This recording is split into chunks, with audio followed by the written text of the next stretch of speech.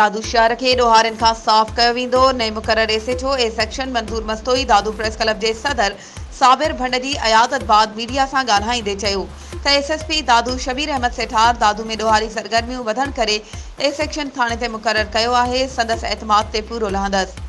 कंहिं बि ॾोहारी खे बख़्श न कयो वेंदो। खेसि सग सूधो कानून जे कटवाड़े में आंदो वेंदो। मुंहिंजे अचण जो मक़सदु ॾोहारियुनि जो ख़ात्मो करणु आहे। ए सेक्शन थाणे ते को बि पुलिस अमलदार समाजी बुरायुनि में मुलविस निकितो त उहो नौकरी ते न रहंदो। उन सां बि ॾोहारियुनि वारो बर्ताउ कयो वेंदो। हुन चयो त दादू शहर जे ख़ारजी ऐं दाख़िली रस्तनि जी पाण निगरानी कयां पियो।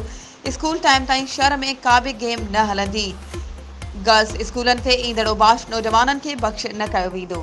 वधीक ख़बरूं ऐं अपडेट्स जे लाइ असांजे चैनल खे सब्सक्राइब कयो ऐं हा बेल आइकन खे प्रेस करणु न विसारिजो त जीअं असांजी हर नई अचण वारी वीडियो तव्हां ताईं पहुची